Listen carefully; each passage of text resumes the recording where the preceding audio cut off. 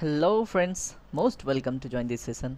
आज के सेशन में हम इकोनॉमिक्स का पार्ट 2 सीरीज़ देखेंगे। इसमें हम एमसीक्यू सीरीज़ कवर कर रहे हैं। तो पहले वाला हमारा इंट्रोडक्शन सेशन था, उसमें हमने 20-23 क्वेश्चन ऐसे अटेंड करे हैं, उसको भी आप देखिए। ये हमारा दूसरा सेशन है, इसमें हम मुद्रा और बैंकिंग व्यवस्था पर आधारित कुछ महत्वपूर्ण प्रश्न देखेंगे। इसमें कुछ मुद्रास्फीति से संबंधित भी क्वेश्चन है, ठीक है, उसे भी देखेंगे। तो चलिए सेशन स्टार्ट करते हैं। देखते हैं हमारा फर्स्ट क्वेश्चन। तो आपके सामने फर्स्ट क्वेश्चन है, पढ़िए इसको क्या बोल रहा है। तो फर्स्ट क्वेश्चन आपके सामने है। तो क्या कह रहा है, आरबीआई मौद्रिक नीति का प्राथमिक उद्देश्य क्या बनाए रखना है। जैसे आरबीआई की मॉनेटरी पॉलिसी होती है ना, तो उसका फर्स्ट क्या है, मतलब मॉनेटरी पॉलिसी का पहला प्राथमिक उद्देश्य क्या है। तो देखिए आरबीआई क्या करती है, मुद्रास्फीति को मेंटेन रखने के लिए, ठीक है। मुद्रास्फीति क्या होती है, महंगाई को एक स्थिरता में रखने के लिए आरबीआई क्या करती है, जो सेंट्रल बैंक है, ठीक है, तो वो मॉनेटरी पॉलिसी यानी कि क्या मौद्रिक नीति क्या करती है, लागू करती है, ठीक है। और मौद्रिक नीति के अंतर्गत क्या होता है, जैसे अगर हम महंगाई को स्थिर रखना चाहते हैं, महंगाई होती कैसे है, वस्तुओं में जैसे जो वस्तुएं होती हैं वो महंगी हो जाती हैं, जैसे उनकी सप्लाई जितनी भी हो, सप्लाई के हिसाब से अगर महंगाई बढ़ रही कि सप्लाई में कटौती हुई, उसकी वजह से अगर महंगाई बढ़ी, या फिर मार्केट में जो पैसे हैं, ठीक है, जो रुपए हैं या फिर लिक्विडिटी जिसको बोलते हैं, अगर वो अधिक है तो मांग अधिक होती है। मांग की वजह से भी क्या होता है, मुद्रास्फीति यानी महंगाई की स्थिति उत्पन्न होती है। तो इसमें पूछ रहा है क्या कि प्राथमिक उद्देश्य क्या बनाए रखना है। तो आप देखिए सामने, ए है धन, बी है विनिमय दर, सी है विकास, डी है मूल्य स्थिरता। अगर आपने ये इसका एक्सप्लेनेशन यानी कि इसका क्या बोलते हैं व्याख्या अगर आपने समझा तो सवाल सही होंगे। तो इसका सही जवाब होगा ऑप्शन डी, मूल्य स्थिरता। तो मॉनेटरी पॉलिसी के अंतर्गत आरबीआई क्या करती है, मूल्य स्थिरता पे ध्यान देती है, इसका प्राथमिक उद्देश्य। चलिए सेकेंड क्वेश्चन देखते हैं। ऐसे ही हम व्याख्या के साथ देखते चलेंगे और समझते चलेंगे टॉपिक भी। देखिए सेकेंड क्वेश्चन आपसे क्या पूछ रहा है, निम्नलिखित में से कौन सा शब्द सरकार को ऋण प्रदान करने के लिए वाणिज्यिक बैंकों द्वारा उपयोग किए जाने वाले तंत्र को इंगित करता है। पढ़िए ध्यान से, और उसके बाद देखिए क्वेश्चन पढ़ने के बाद जवाब एक बारी खुद आप नोट डाउन कर लें, और नोट डाउन करने के बाद आप बताएं कि कितने सही हुए आपके क्वेश्चन, ठीक है, कमेंट सेक्शन में। तो इसमें आपसे क्या पूछ रहा है, इसमें पूछ रहा है कौन सा शब्द, इस बात पे ध्यान दें, सरकार को ऋण प्रदान करने के लिए, जो वाणिज्यिक बैंक हैं जब सरकार को ऋण प्रदान करते हैं, ठीक है, तो कौन सा शब्द प्रयोग किया जाता है सिस्टम में। तो पहला है नगद ऋण अनुपात, दूसरा है ऋण सेवा दायित्व, तीसरा है चल निधि समायोजन सुविधा, चौथा है वैधानिक तरलता अनुपात। तो इसका सही जवाब होगा डी, यानी कि इसको क्या बोलते हैं, स्टैट्यूटरी लिक्विडिटी रेशियो, इसको इंग्लिश में बोलते हैं स्टैट्यूटरी लिक्विडिटी रेशियो। ये क्या होता है एक्चुअली, इसमें आरबीआई क्या कहती है, जो वाणिज्यिक बैंक है उनसे कहती है एसएलआर, आपने सुना होगा एसएलआर के रूप में आपको कुछ परसेंटेज जो आपका टोटल या डीटीएल है वो क्या करने हैं, देने हैं, रखने हैं आरबीआई के पास, ठीक है। तो इसको हम क्या बोलते हैं, स्टैट्यूटरी लिक्विडिटी रेशियो बोलते हैं, ठीक है, जिसको हिंदी में वैधानिक तरलता अनुपात बोलते हैं। तो ये बात आपको पता होनी चाहिए। चलिए देखिए, ये मॉनेटरी पॉलिसी का भी एक क्या है, टूल है, एसएलआर। थर्ड नंबर क्वेश्चन आपसे क्या पूछ रहा है, मौद्रिक नीति रुख जिसमें ब्याज दरें या तो ऊपर की ओर बढ़ती हैं या नीचे की ओर जाती हैं कहलाती है। तो ऑप्शन आप पढ़िए, यहाँ पे आपके सामने 5 ऑप्शन है। तो उदार रुख, न्यूट्रल रुख, असांकित रुख, हाकिस रुख, इनमें से कोई नहीं। तो इसका सही जवाब होगा न्यूट्रल रुख, ठीक है। जब न्यूट्रल रुख क्या होती है मौद्रिक नीति की, तो उसमें क्या होता है, ब्याज दरें या तो ऊपर की ओर बढ़ती हैं या तो नीचे की ओर जाती हैं, ठीक है। तो उसे हम न्यूट्रल रुख कहते हैं मॉनेटरी पॉलिसी का। क्यों, क्योंकि उसमें वो रेगुलेशन अपना नहीं करता है। देखिए अब ये सेम क्वेश्चन रिपीट हो रहा है, तो इसका जवाब हमने पहले ही देख लिया है। तो आगे बढ़ते हैं। क्वेश्चन नंबर 5 आपसे क्या पूछ रहा है, ये आपसे कह रहा है मुद्रा स्वयं का निर्माण करती है, यह जो परिभाषा है किसने प्रस्तुत की। तो देखिए अगर आपके पास फैक्चुअल नॉलेज है इस क्वेश्चन से रिलेटेड तो बनेगा, नहीं तो फिर नहीं बनेगा। तो इसका सही जवाब है क्राउमर, ओके। तो क्राउमर ने ये परिभाषा दी थी कि मुद्रा स्वयं का क्या करती है, निर्माण करती है। चलिए अगले प्रश्न पे चलते हैं। क्वेश्चन नंबर 6 ये आपसे पूछ रहा है ग्रेसम का नियम किससे संबंधित है। तो आपके सामने ऑप्शन है, ए है उपभोग एवं मांग, बी है आपूर्ति एवं मांग, सी है मुद्रा के प्रचलन, डी है घाटे की अर्थव्यवस्था। ठीक है, तो इसमें सही जवाब चूज कीजिए। इसका सही जवाब है ऑप्शन नंबर सी, मुद्रा का प्रचलन। ओके, तो ग्रेसम का नियम मुद्रा के प्रचलन से संबंधित है। गले में थोड़ी सी खराश है इसलिए थोड़ी वॉइस रुक जा रही है। ओके, तो इसको मेंटेन करते हैं। चलिए अगला प्रश्न, क्वेश्चन नंबर 7, आप इसको पढ़िए ध्यान से। निम्न में से कौन सा मुद्रा का कार्य नहीं है। इनमें से मुद्रा कौन सी कार्य नहीं करती है, पढ़िए ऑप्शन। इसमें ए है मूल्य का मापन, मूल्य का हस्तांतरण, मूल्य का संचय, मूल्य का स्थिरीकरण। तो इसमें से क्या है जो मुद्रा नहीं करती है। तो इसमें से मुद्रा मूल्य का स्थिरीकरण नहीं करती है, क्योंकि मुद्रा का जो मूल्य का स्थिरीकरण है ये किसका काम है, आरबीआई के अंतर्गत जो मॉनेटरी पॉलिसी है उसका काम है। ठीक है, अभी हमने देखा था, तो ये बात आपको याद होनी चाहिए। ओके, ये मॉनेटरी पॉलिसी लिखा हुआ है, वही मौद्रिक नीति। तो अगले प्रश्न पे चलते हैं।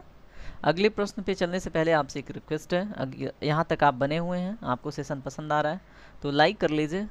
अगर जो भी आपको कमेंट करना है, जैसे कोई क्वेश्चन में या फिर कहीं पे भी डाउट है तो कर लीजिए, और शेयर कर दीजिए अपने दोस्तों में, और हमसे सब्सक्राइब करके जुड़ जाइए, हमारे लिए मोटिवेशन का काम करेगा। चलिए आगे बढ़ते हैं, होप कि आप ज़रूर करेंगे, कोई बात ना। चलिए क्वेश्चन नंबर 8 पढ़िए।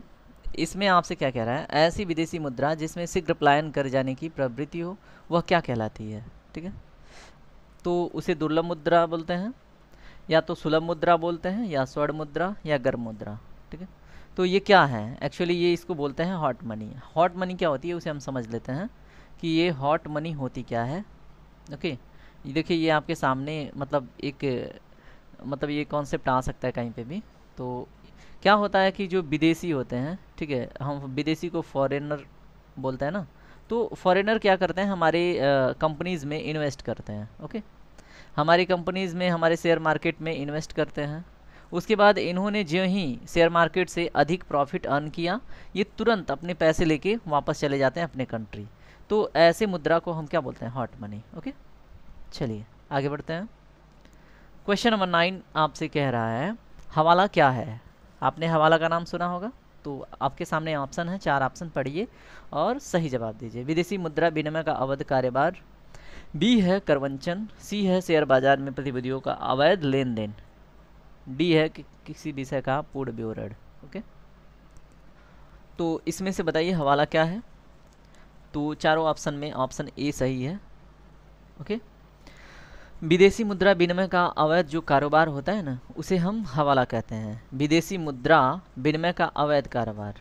ओके, चलिए विदेशी मुद्रा का जो मतलब विनिमय है, इसे हम किसी विशेष सेशन में समझेंगे, अभी तक सिर्फ इतनी जानकारी रखिए। एक बहुत ही महत्वपूर्ण क्वेश्चन आपके सामने, हार्ड करेंसी। देखिए ये कई एग्जामों में पूछ चुका है, पूछने की संभावना बनी रहती है, तो आपको बताना है हार्ड करेंसी क्या है। तो ए है आपके सामने ऑप्शन, वह मुद्रा जिसकी आपूर्ति मांग की अपेक्षा कम हो। बी है वह मुद्रा जिसकी आपूर्ति मांग की अपेक्षा अधिक हो। वह मुद्रा जिसकी आपूर्ति मांग दोनों स्थिर हो। डी है इनमें से कोई नहीं। तो इसका सही जवाब होगा, बताइए। देखिए जो डॉलर है वो क्या है, हार्ड करेंसी है। ठीक है, जो यूरो है एक तरह से हार्ड करेंसी के रूप में उसे भी क्या कर सकते हैं, कंसिडर कर सकते हैं। जो दिनार है, ठीक है, उसे भी। ओके, तो ये क्या है, हार्ड करेंसी के रूप है। क्यों हार्ड करेंसी का, अब इससे क्या तात्पर्य है। देखिए वह मुद्रा जिसकी जो सप्लाई है, ठीक है, जो जिसकी आपूर्ति है वो क्या है, मांग की अपेक्षा कम है। इनकी मांग अधिक है ना, और इनकी सप्लाई क्या है, इनकी सप्लाई क्या है, कम है। तो इनको क्या बोलते हैं, हार्ड करेंसी। ओके, चलिए अगले क्वेश्चन पे चलते हैं। अगले क्वेश्चन से पहले थोड़ा पानी। क्वेश्चन नंबर 11 पढ़िए। इसमें पूछ रहा है सॉफ्ट करेंसी से क्या तात्पर्य है।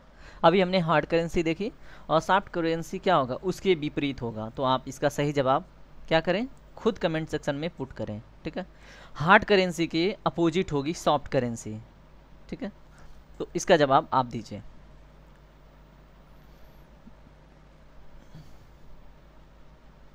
क्वेश्चन नंबर 12 पढ़िए।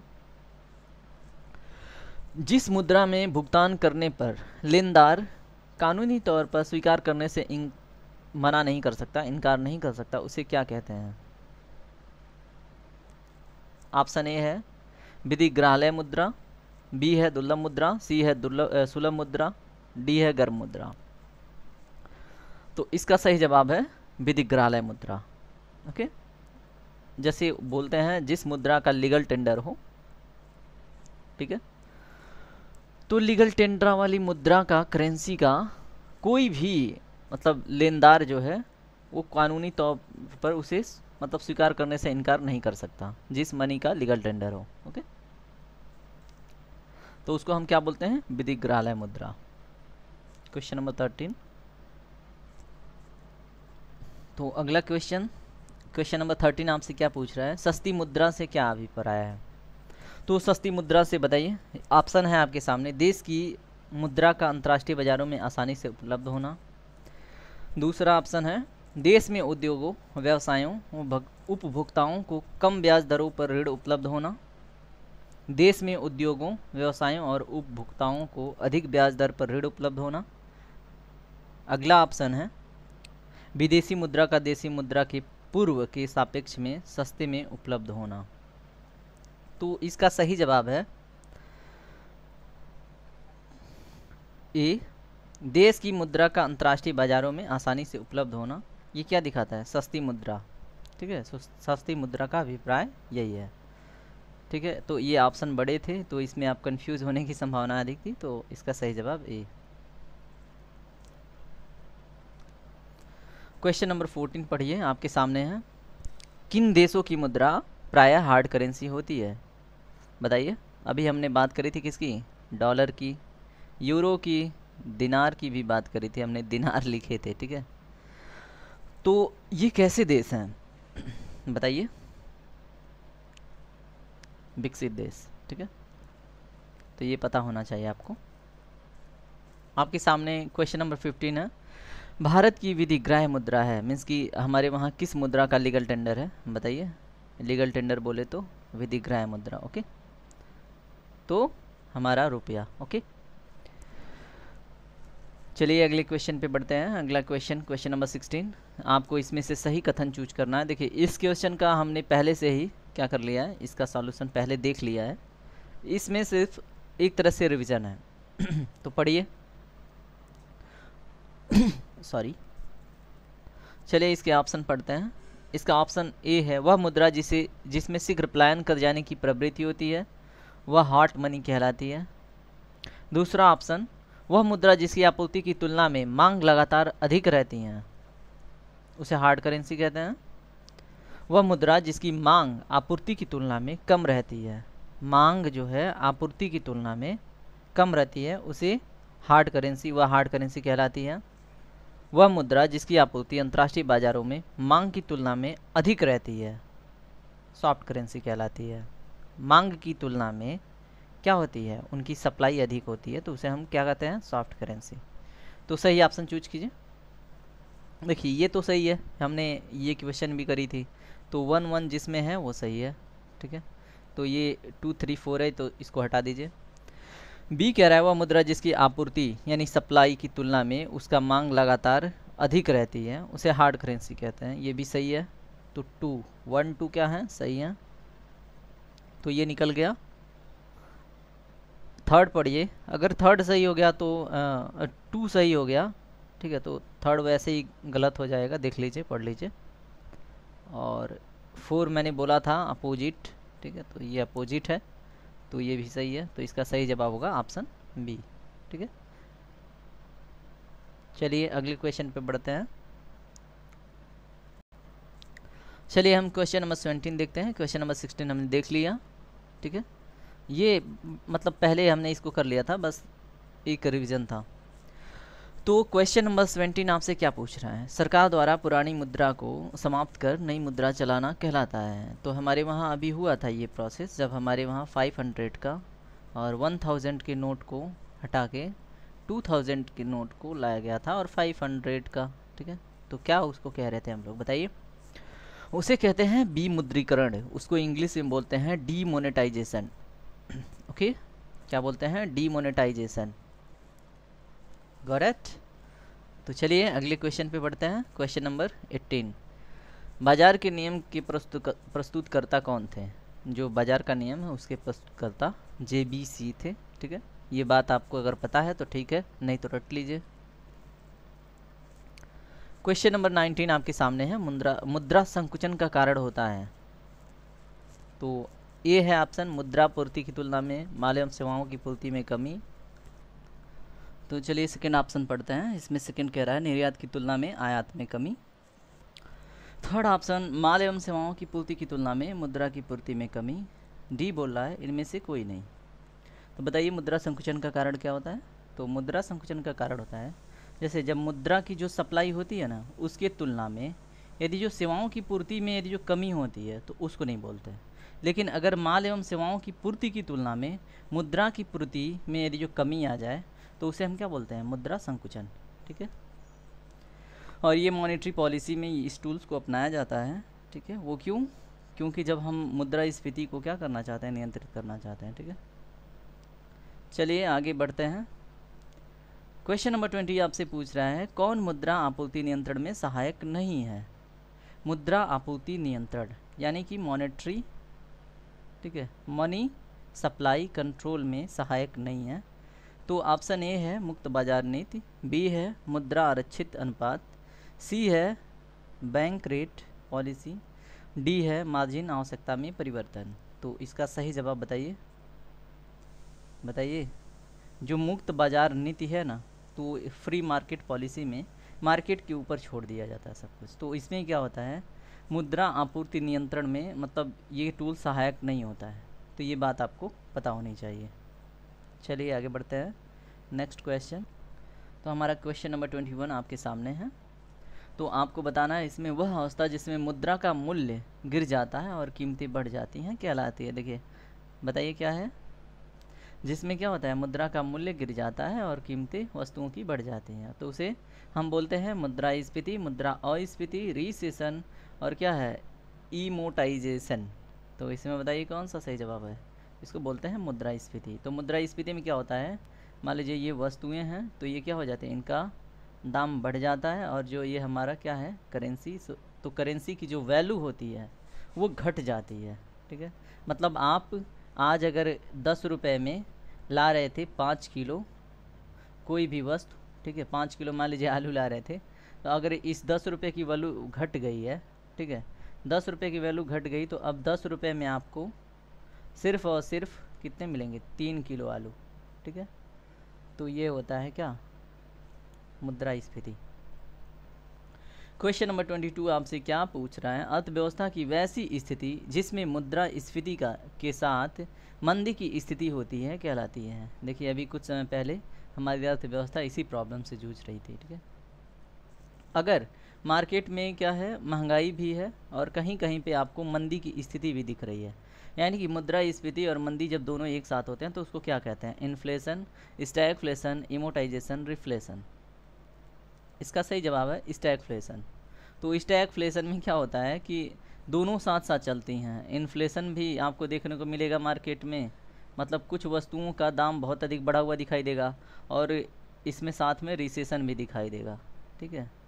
तो ऐसे में सरकार बहुत परेशान हो जाती है, ठीक है। ऐसे चीज़ों को मॉनिटर करने में, रेगुलेट करने में, कंट्रोल करने में सरकार या हमारी वित्तीय व्यवस्था में जो RBI है वो क्या हो जाती है, परेशान हो जाती है मार्केट को सही दिशा देने में। तो स्टैगफ्लेशन की स्थिति उसे कहते हैं। अगला क्वेश्चन आपके सामने, क्वेश्चन नंबर 23, मुद्रास्फीति से बाजार की वस्तुएं क्या होती हैं, बताइए। अभी तो हमने समझ लिया, इसका जवाब आप बताइए, ठीक है। चलिए अगला क्वेश्चन देखते हैं। क्वेश्चन नंबर सेम क्वेश्चन है, तो क्वेश्चन नंबर 24 पढ़िए। घाटे की वित्त व्यवस्था में, इसे ध्यान से पढ़िए, घाटे की जो वित्त व्यवस्था में व्यय और राजस्व का अंतर अतिरिक्त कागजी मुद्रा छापकर पाटते हैं। ठीक है। जैसे घाटे की अगर वित्तीय व्यवस्था में क्या होता है, जब सरकार घाटे में चली जाती है, ठीक है, जैसे रेवेन्यू डेफिसिट जिसको बोलते हैं, फिस्कल डेफिसिट बोलते हैं, जब इसमें सरकार क्या होती है, घाटे में चली जाती है, ठीक है, तो क्या करती है सरकार, नए नोट छाप कर, ठीक है, नए नोटों की छपाई में बढ़ोतरी करके क्या करती है, इस गड्ढे को क्या करती है, पाटती है, जो डेफिसिट दिख रहा है। इस युक्ति का उद्देश्य आर्थिक विकास है, ठीक है। परंतु यदि यह विफल हुआ, अगर ये नोट का छापना और मार्केट में इसको भेजना, ठीक है, नए नोटों को छाप कर मार्केट में भेजने वाली जो पॉलिसी है, अगर ये फेल हो गई तो क्या होगा मार्केट में, ठीक है, अगर ये सिस्टम फेल हो जाए तो क्या होगा। ऑप्शन ए है मुद्रा संकुचन, बी है मुद्रा अवमूल्यन, सी है मुद्रास्फीति, डी है मुद्रा अस्फीति, ठीक है। तो ऐसे स्थिति में क्या होगा बताइए, ऐसे स्थिति में मुद्रास्फीति की स्थिति उत्पन्न होगी। कैसे होगी, देखिए आपने अधिक से अधिक नोट छाप के क्या किया है, ये मार्केट में पहुंचा दिए, ठीक है। मार्केट में पहुंचने के बाद क्या होंगे, लोगों की खरीदने की जो क्षमता है वो अधिक हो गई। अब ये अधिक से अधिक डिमांड करेंगे, ठीक है। और सप्लाई अगर मान लीजिए आवश्यकता से कम है, जितनी यहाँ से डिमांड है, ठीक है, क्योंकि लोगों के पास पैसे आ गए हैं अतिरिक्त, तो ये क्या करेंगे, खरीदारी करेंगे। और ऐसी स्थिति में क्या हो जाएगी, सप्लाई प्रभावित होगी और उसकी क्या होगी, चीज़ें महंगी हो जाएंगी। जब सप्लाई पूरा नहीं हो पाएगा तो क्या हो जाएगा, मुद्रास्फीति की स्थिति उत्पन्न हो जाएगी। तो इसका ऑप्शन नंबर सी सही है, ठीक है। चलिए क्वेश्चन नंबर 26, इसमें देखिए क्या है, वह वर्ग कौन है जिसको मुद्रास्फीति के कारण सबसे अधिक हानि होती है, बताइए। देनदार, लेनदार, व्यापारी वर्ग या वास्तविक परिसंपत्तियों के धारक, बताइए। देखिए इसमें सबसे अधिक हानि होती है जो देनदार होते हैं। अब कैसे, जैसे मान लीजिए नॉर्मल स्थिति में आपने क्या किया, अपने 10,000 रुपये किसी को दे दिए, ठीक है, ये समझने की बात है, 10,000 रुपये आपने किसी को दे दिए, ठीक है, ये नॉर्मल स्थिति है। और एक नॉर्मल स्थिति है, एक मिनट, ये है नॉर्मल स्थिति, इसमें आपने 10,000 किसी को दे दिया। और ये है इन्फ्लेशन की स्थिति। अब इस 10,000 की वैल्यू क्या हो जाती है, कम हो जाती है, जो आपने दिया है। अगर मान लीजिए ये कर्जदार है, ये डेब्टर है, ठीक है, इसने आपसे 10,000 लिए, अब इस स्थिति में भी आपको 10,000 रिटर्न कर दिया। लेकिन जब ये 10,000 लिया आपसे, तो इसने इस 10,000 का क्या किया, 10 किलो, मान लीजिए 10 किलो इसने कुछ खरीद ली, ठीक है। कुछ में क्या, अगर इसने 10,000 आपसे लिया है तो 1,000 किलो के आधार पे इसने इलायची मान लीजिए। अभी देखिए जब ब्लैक मनी वाली स्थिति थी ना, तो लोगों में इलायचियों में बहुत ख़रीदारी करी थी, ठीक है, जब ब्लैक मनी को मतलब पकड़ने की बात चल रही थी। तो 10 किलो मान लीजिए इसने क्या खरीद लिया, इलायची। अब यही इलायची जब इन्फ्लेशन की स्थिति होगी तो 10,000 में उसी इलायची का दाम अब आपको, जैसे अब जो यहाँ पे जो कौन है, देनदाता है, ये है आपका डेप्टर, और ये है क्या है, सॉरी ये है कर्जदार, रिसीवर मान लीजिए, ठीक है, और ये है लेंडर, ये लेंडर यानी दानदाता जो दिया है, कर्ज दिया है। तो अब इसकी भी क्षमता 10 किलो इलायची खरीदने की थी, लेकिन अब जब इन्फ्लेशन की स्थिति है तो अब इसको 10,000 में 10 किलो इलायची नहीं, 5 किलो मिल जाए, बहुत बड़ी बात होगी, ठीक है। क्योंकि अब इलायची के दाम पहले कितने थे, 1,000 किलो, अब महंगाई की वजह से पर किलो हो गए हैं 2,000, ठीक है, महंगाई में 2,000 किलो हैं। तो अब इसको 5 किलो केवल इलायची मिलेगा, ये जो लेंडर है अब इसको 5 किलो इलायची मिलेगा। और इसको डेप्टर को यहाँ पे इसने 10 किलो इलायची खरीदी, तो डेप्टर को इन्फ्लेशन की स्थिति में क्या है, 5 किलो इलायची का प्रॉफिट है। समझ में आया। तो ऐसे होता है क्या, देनदार का नुकसान होता है। समझ में आया। ओके, चलिए आज का सेशन यहीं तक। जय हिंद दोस्तों। अगर सेशन पसंद आए तो लाइक करें, कमेंट करें जो आपने कॉन्फिडेंस के लिए जो क्वेश्चन अटेम्प्ट करा है, ठीक है। दोस्तों में शेयर करके हमारे इस फैमिली ग्रोथ को, यूट्यूब फैमिली ग्रोथ में हेल्प करें। सब्सक्राइब करके खुद जुड़ जाएं ऐसे बेटर सेशन के लिए। धन्यवाद। आपका दिन शुभ हो। Take care. राधे राधे।